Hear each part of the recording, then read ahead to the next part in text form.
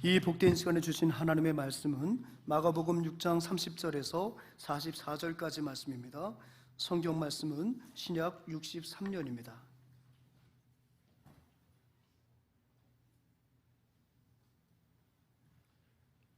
우리 30절부터 44절까지 함께 읽습니다.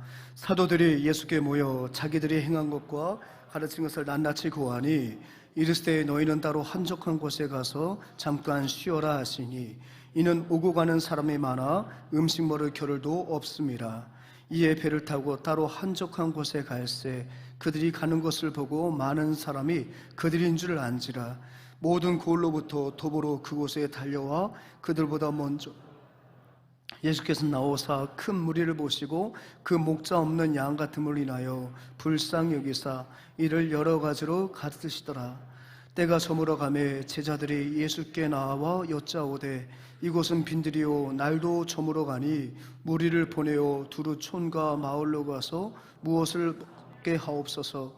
대답하여 이르시되 너희가 먹을 것을 주라 하시니 여짜오되 우리가 가서 200데나리온의 떡을 사다 먹이리이까. 이르시되 너희에게 떡 몇 개나 있는지 가서 알아보고 이르되 떡 5개와 물고기 2마리가 있더이다 하오늘. 제자들에게 명하사 그 모든 사람으로 때를 지어 푸른 잔디 위에 앉게 하시니 때로 100명씩 또는 50명씩 앉은지라. 예수께서 떡 5개와 물고기 2마리를 가지사 하늘을 우러러 축사하시고 떡을 떼어 제자들에게 주어 사람들에게 나누어 주게 하시고 또 물고기 2마리도 모든 사람에게 나누심에 다 배불리 먹고 남은 떡 조각과 물고기를 12바구니에 차게 거두었으며 떡을 먹은 남자는 5,000명이었더라. 아멘.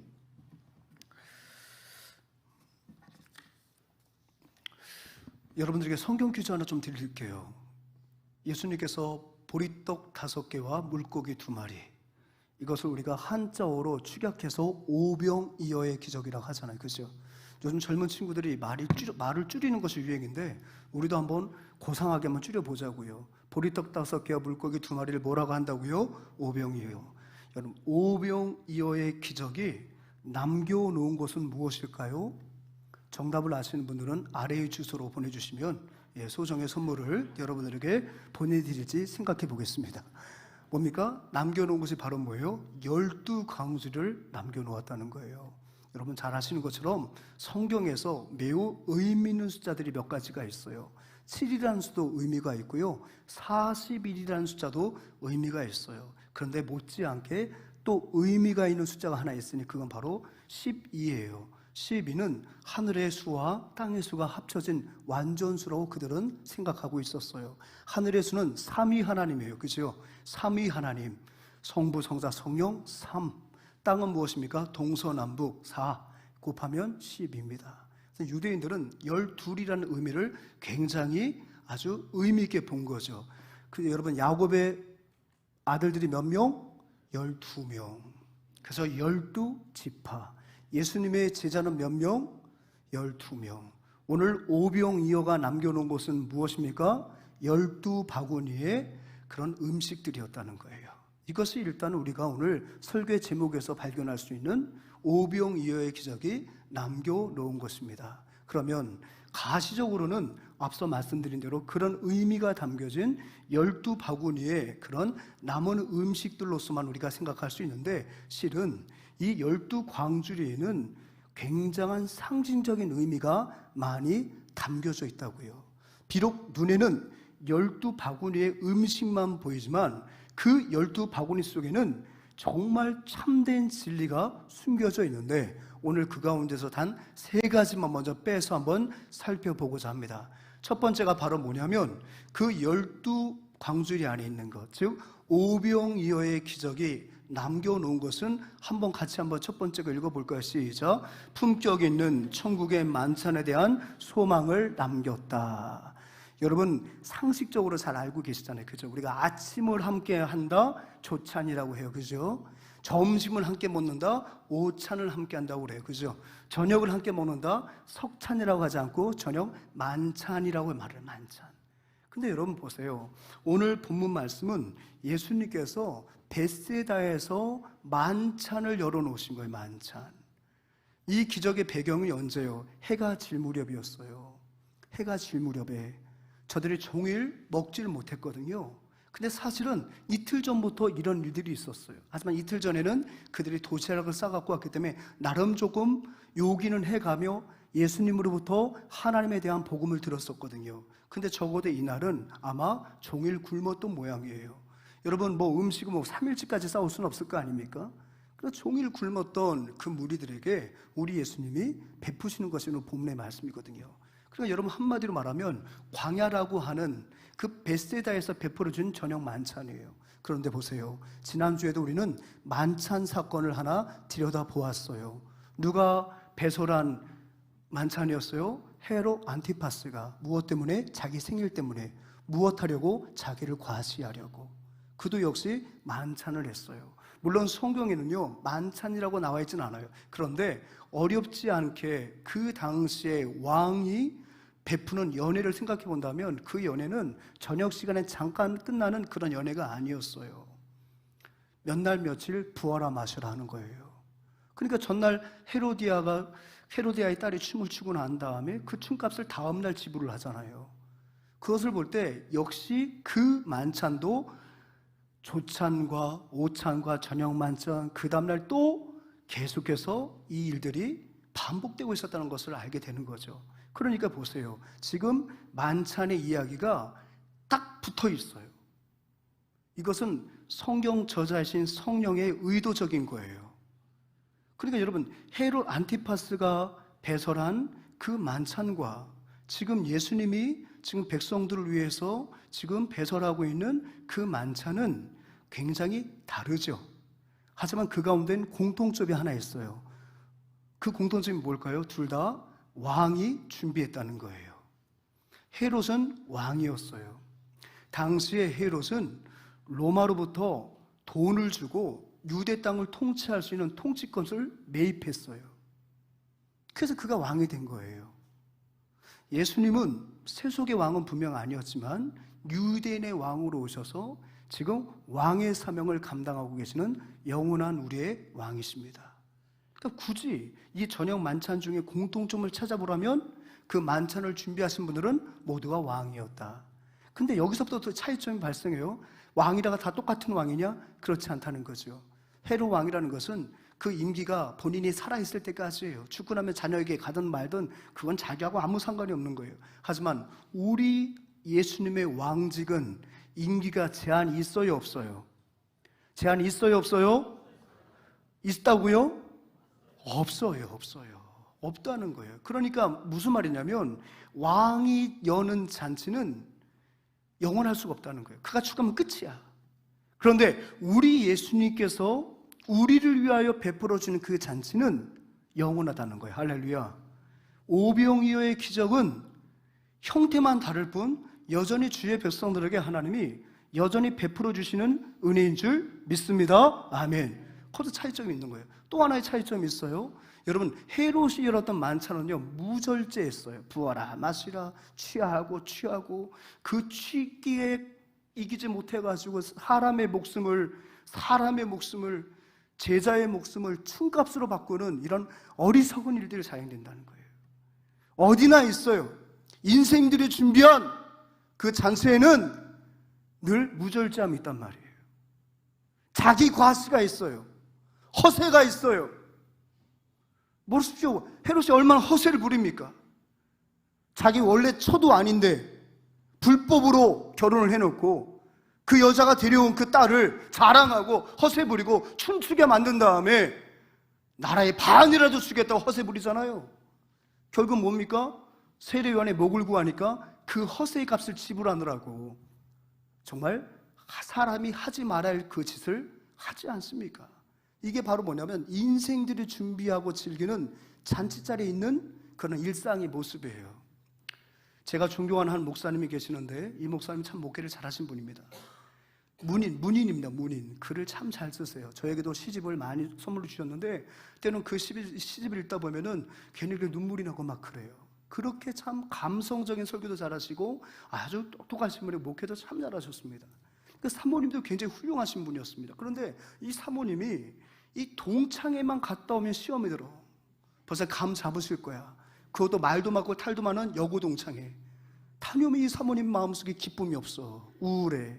물론 성도들에게 그건 보이지 않겠죠. 누구에게 잘 보일까요? 남편에게 보여주는 거예요. 왜냐하면 이 목사님은 운전면허가 있으나 차를 사지 않으셨어요. 그냥 운전하는 게 싫으신 거야.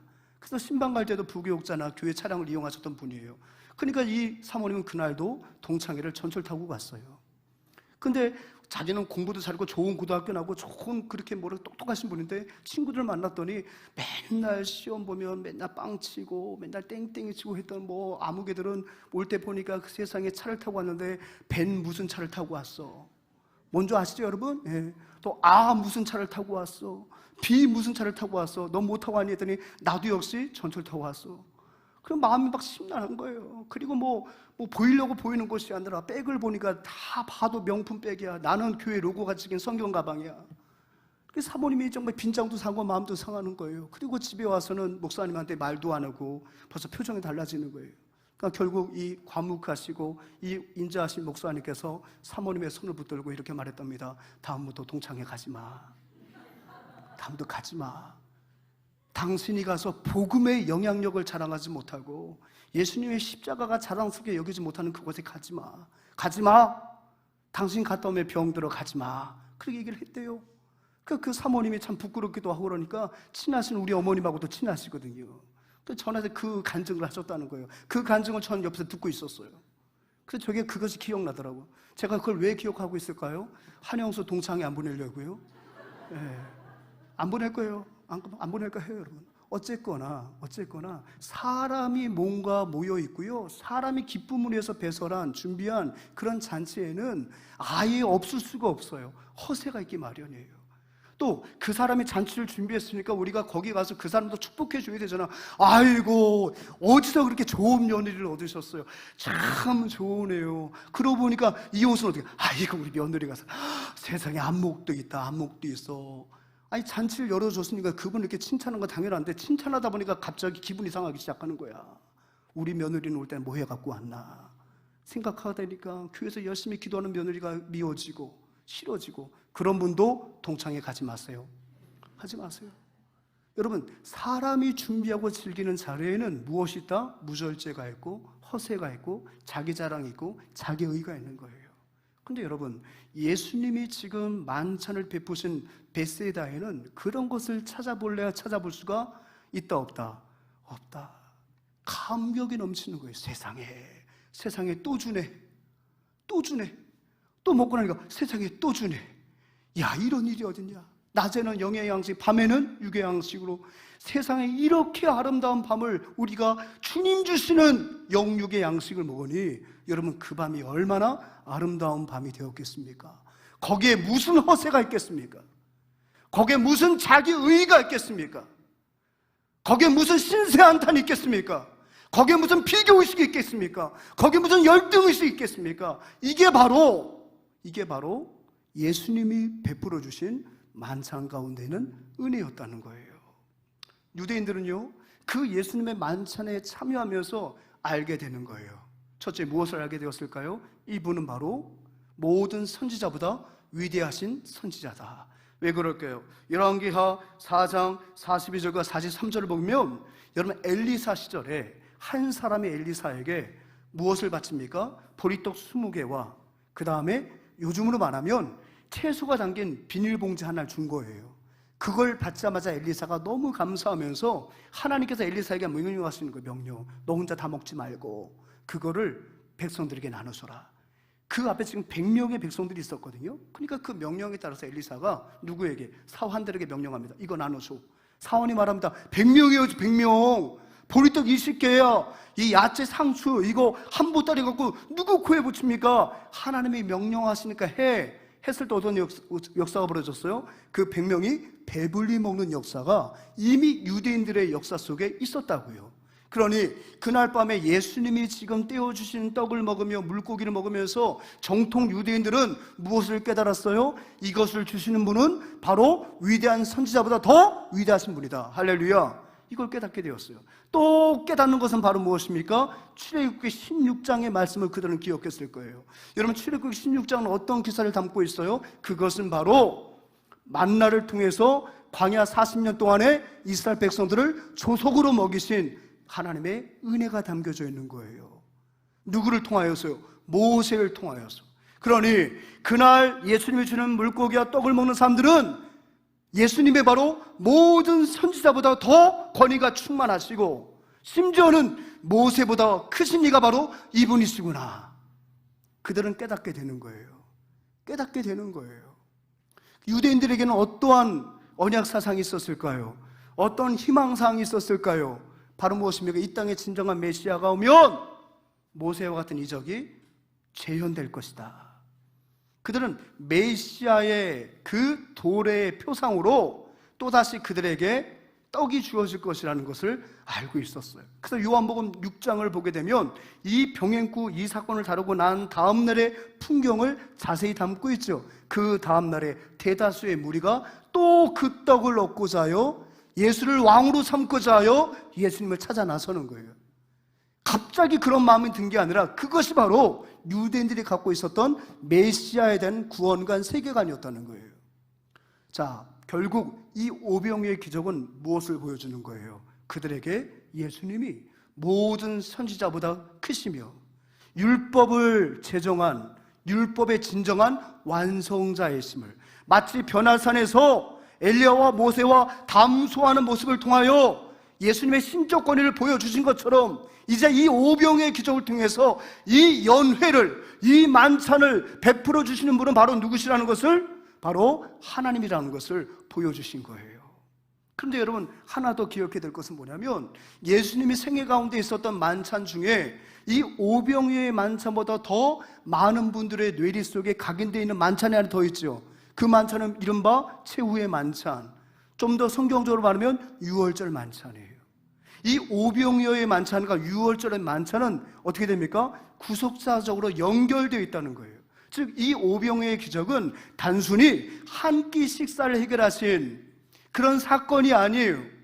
이 오병이어의 기적을 통해서 예수님이 하나님이신 것을 증거하였고, 하나님이신 예수님께서 이제는 유월절 만찬을 통하여 영원한 가람과 죄로 인하여 영원한 목마름과 영원한 배고픔을 안고 있는 자들에게 살과 피를 내어주심으로 말미암아 그들에게 영원한 천국의 만찬을 허락해 주실 것을 말씀하신 게 바로 무엇입니까? 유월절 만찬이라는 거예요.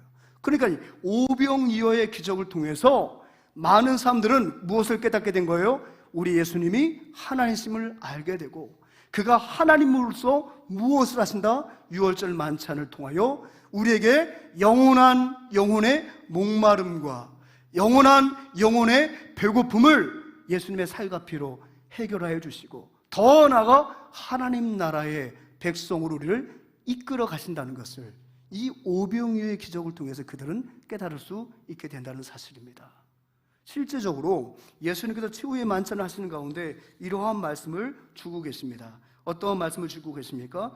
마가복음 14장 25절 같이 한번 읽어볼까요? 14장 25절입니다. 마태복음, 진실로 너에게 이르노니 내가 포도나무에서 난 것을 하나님 나라에서 새 것으로 마신 날까지 다시 마시지 아니하리라 하시니라. 유월절 만찬을 마치신 다음에 뭐라고 말씀하신다고요? 내가 잠깐은 이 만찬이 중단된다는 거예요.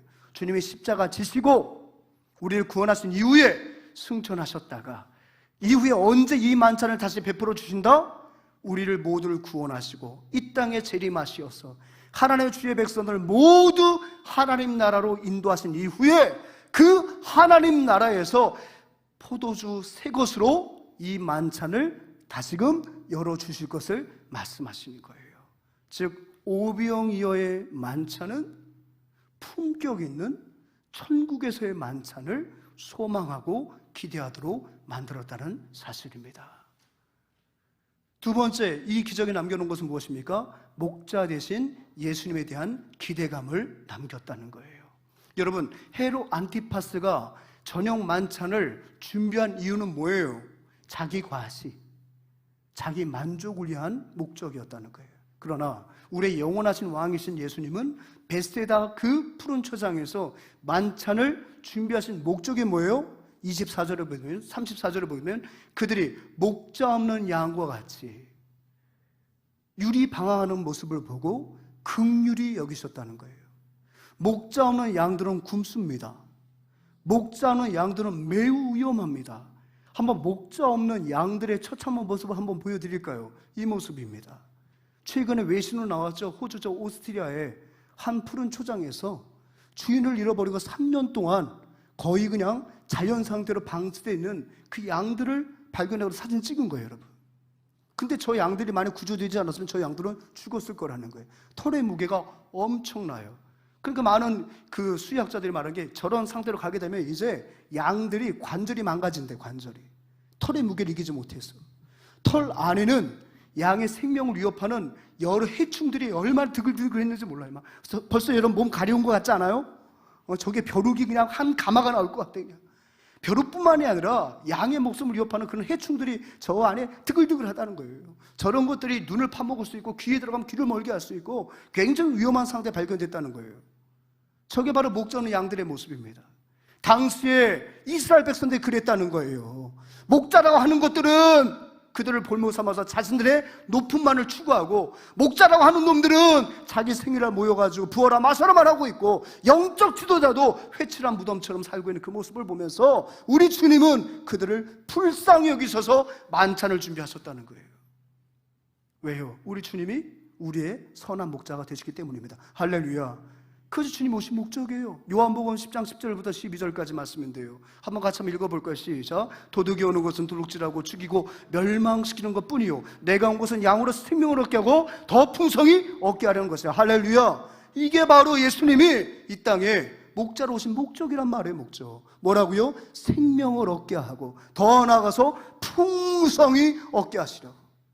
주님 안에 있으면 풍성함이 있다는 것을 보여주시기 위하여 우리의 참 목자가 이 땅에 오셨다는 거예요. 11절, 나는 선한 목자라. 선한 목자는 무엇을 위하여? 양들을 위하여 목숨을 버리거니와.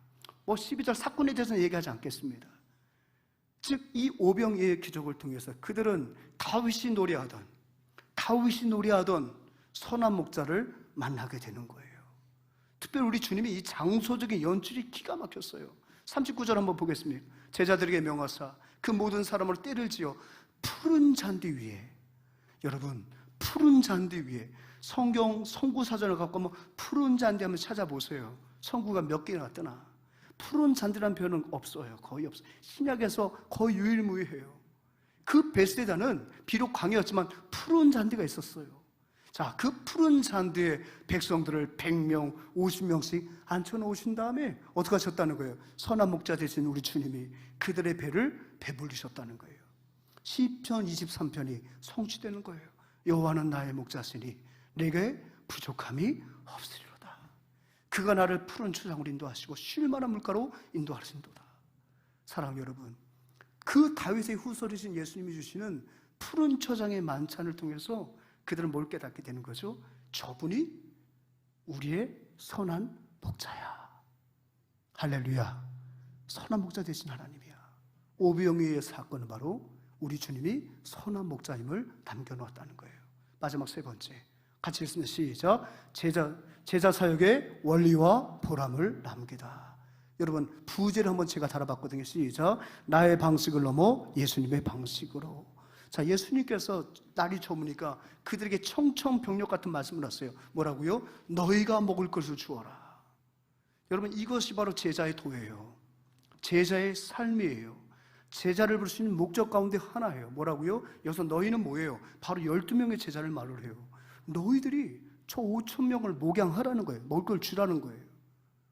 너희들이 저들의 필요를 채워주라는 거예요. 먼저 믿은 저와 여러분들이 예수님의 신실한 제자가 되어서 해야 할 역할은 바로 무엇이냐? 저들에게 영적인 필요를 올바른 방법으로 채워주는 것이 바로 저와 여러분의 사명이요, 우리 교회의 사명인 줄 믿습니다. 너희가 먹을 것을 주라는 거예요. 여러분 제자 사역의 원리는 하나님이 긍휼히 여기는 자를 위하여 주는 것입니다. 할렐루야. 다시 한번, 주는 것입니다. 할렐루야. 우리 교회 여기 나오잖아요. 주는 거라고. 그래서 주는 것이 복 있는 거야. 그 말은 뭐예요? 우리가 제자라는 얘기예요. 제자. 우리가 제자라는 거예요. 남한테 미룰 것이 아니에요. 너희가 주래. 너희가 주래요. 그런데 보세요. 이게 제자훈련의 핵심이거든요. 너희가 주라는 거예요. 네가 받은 은혜, 너만의 자산이 아니야. 그 자산 네 멋대로 동결시키지 마. 그 자산 갖고 뭐 하라고요? 영적인 필요를 나눠주라는 거예요. 영적인 필요를 나눠주라는 거예요. 이것이 제자 사역의 원리예요. 은혜를 채워주고, 할렐루야, 영생의 기쁨을 채워주는 것, 그게 바로 뭐라고요? 제자의 삶이다. 오병이어의 기적을 통해서 제자들은 철저하게 그것을 경험하게 되는 거예요. 경험하게 되는 거예요. 그런데 보세요. 제자들은 이 과정 속에 한 가지 실수가 하나 있었어요. 근데 늘 우리가 저지른 실수예요. 내가 너희가 먹을 걸 주라고 했는데 그들은 자기 안에 하나님께서 너희가 먹을 걸 주라고 한다면 이미 우리 안에 있다는 거예요. 크든 작든 있다는 거예요. 그들에게 나눠줄 것이 있다는 거라고요. 그런데 그들은 뭐라고 말합니까? 저들을 먹이려면 200데나리온이 필요한데 200데나리온 재정이 우리 가운데 있습니까? 없잖아요. 그러니까 예수님이 얘들이 말을 이해하지 못하니까 30번짜리 한 번 더 말씀하시는 거예요. 같이 한번 읽어볼까요? 시작. 이랬을 때 너에게 떡 몇 개가 있는지 가서 보라. 너희에게 지금 있다는 거예요. 있다. 가서 봐. 있어. 크든 작든 상관하지 말고 너희 안에 있는 것으로 해보라니까. 가보라니까. 가서 찾아보라니까. 찾아봤더니 있었어요? 없었어요? 있었네. 안드레가 가지고 있었네. 다른 병행 구절을 보게 되니까 한 소년이 안드레에게 이미 맡겼네. 그게 있던 거예요. 사랑하는 여러분, 주님은 다 같이 따라해 봅시다. 알고 시킨다. 아멘. 우리 주님 교회에 뭐 있는지 주님 다 아실까요? 모르실까요? 알기 때문에 단기 봉사 보내시는 거예요. 알기 때문에 선교하라고 하시는 거예요. 할렐루야. 크든 작든 간에 그거 상관하지 말고 너에게 있는 걸 가져와. 내가 그것으로 할게. 그것을 또 우리에게 공을 돌리시는 거예요. 너희가 먹을 걸 주어라. 거기로 그걸 부풀리고 확대하고 더 많이 생산하는 분은 우리 주님이신데 그 공을 누구에게 주시는 거예요? 그를 작은 것을 드리는 우리에게 그 공을 또 넘겨주시는 거예요. 할렐루야. 여러분, 우리 주는 교회 선교 역사 우리가 다 한 거예요? 누가 하신 거예요? 하나님이 하셨는데 우리에게 공을 주시는 거예요. 우리 작은 거 우리 알아요. 우리가 어떤 그 강남의 어떤 교회보다 우리가 큰 교회입니까? 우리는 많은 걸 갖지 않았어요. 그런데 하나님이 작은 것들이니까 하나님 그걸 기뻐하시면서 지금까지 36년 동안 우리 하나님께서 영광 받으신 줄 믿습니다. 여러분들에게 뭔가 요청하시면 없는 거 대고 핑계하지 마세요. 200단위는 없어요. 3000단위는 없어요. 압니다, 주님. 근데 주님은 아세요. 뭐가 있는지. 은혜 있잖아. 건강 있잖아. 열심 있잖아. 체험 있잖아. 그거 갖고 줘. 결과는 누구한테 맡기고? 결과는 누구한테 맡기고? 하나님께 맡기고. 결과는 내가 살게. 넌 줘. 나머지는 내가 알아서 할게. 여러분, 이게 바로 제자의 삶의 원리예요. 원리예요. 그러니까 자꾸 우리는 크고 작은 거 여러분 따지지 마세요. 있고 없는 거 자꾸 따지지 말자고요. 너한테 있는 거 갖고 너희가 주려고 하니까 이거 주려고 하시나 보다. 따라서 한번 해봅시다. 이거 주려고 하시나 보다. 그건 맞아요. 그거 가만 보자. 난 돈은 없고 건강? 이 건강 주려고 하시나 보다. 정답입니다. 난 다른 거 없고 은사도 없는데 아이고 나한테 그 시간 있네. 이거 시간 주라고 하시나 보다. 틀림없다는 거예요. 성경이 말하고 있지 않습니까? 그런데 얼마나 그들에게 보람을 주십니까? 그 보람이 뭐예요? 세상에 푸른 초장에 주님이 100명씩 50명씩 앉혀놓으래요. 그러니까 주님도 막 생각나는 대로 말씀하시는 분이 아니에요. 너무 의도적이에요. 여러분, 성경에서는 여러분 150, 10 뭡니까? 우리가 혼자보다 함께 할 때 이드로가 어떻게 하라고 그랬어요? 야, 50부장, 100부장, 1000부장을 세워라. 무엇입니까? 가장 국가를 건설하고 군대를 조직할 때 행정단이에요. 동서고금을 막론하고. 우리 주님은요, 마치 그들을 군 행정 조직으로 쪼개놓으시는 거예요. 100명씩, 50명씩. 그리고 너희들이 바구니 들고 그들을 나눠주라는 거예요. 하나님의 군대를 양육하는 기쁨과 보람을 그들에게 지금 나눠주는 것입니다. 할렐루야. 우리 교사들은 3주 전에 유초도문 성경학교를 통해서 하나님의 군대가 나의 작은 헌신을 받아먹으며 자라나는 것을 바라보면서 아마 많은 보람을 느끼셨을 거라 확신합니다. 유치부교도 마찬가지예요. 어린아이처럼 입을 짝짝짝짝 벌린 애들에게 사탕 넣어주고 밥 넣어주고 그러면서 야 얘들이 이제 하나님의 군대가 된다, 하나님의 정병이 된다. 아멘 하시죠 좀. 그죠? 십자가의 군사가 될 것이다. 아멘 하면서 먹이면서 보람을 느끼는 거예요. 백진이도 마찬가지였습니다. 많은 주민들에게 주고 또 주니까 주민들이 이렇게 묻더랍니다. 왜 자꾸 주십니까? 비 오는 날은 집에 있으니까 여러분 제육볶음 해가지고, 세상에 우리 교회는 고기가 풍성한 교회. 할렐루야. 그 제육볶음 갖고 집집마다 돌려가면서 드리고 거기서 사형리를 전하고 복음을 전하니까 묻더랍니다. 왜 이래요? 왜 우리한테 이렇게 잘해주는 거예요? 그때 한 청년이 이렇게 말했대요. 제가 여기 왜 온 줄 아십니까? 제가 여기 왜 온 줄 아십니까? 제 안에 예수의 기쁨이 충만해서 이거 드리고 싶어서 왔습니다. 청년들이 그렇게 저녁에 간증을 해서 정말 눈물 나서 내 안에는 예수의 기쁨을 조금이라도 드리고 싶어서 왔어요. 아이가 그렇게 말을 하더래요. 그렇게 사형리 못해서 한 게 아니라 그 안에 기쁨이 충만하니까 나를 가득 채운 예수의 사랑을 좀 드리고 싶어서 왔습니다 라고 말을 했답니다. 100점짜리 정답 아닙니까? 동의하시면 아멘. 아멘. 보람을 느끼는 거예요. 하나님의 군대로 세워지는 거예요. 100명 50명 주의 복음을 전하는 가운데 저들이 그걸 먹고 기뻐하는 모습을 통해서 이거구나 제자의 보람이, 이거구나 제자의 삶이, 하나님의 군대를 양성하는 거구나. 내가 바친 건 작은 건 내가 분명히 알지만 하나님이 역사하시니까 이렇게 위대한 하나님의 나라가 세워지게 되는 것이구나. 아멘. 이게 바로 오병이어의 기적이 남겨놓은 것입니다. 믿습니까? 사랑하는 여러분, 우리의 여름 사역이 지금 하나씩 끝이 나고 있는데요, 그게 남겨놓은 것은 여러분 상처가 되지 않길 바랍니다.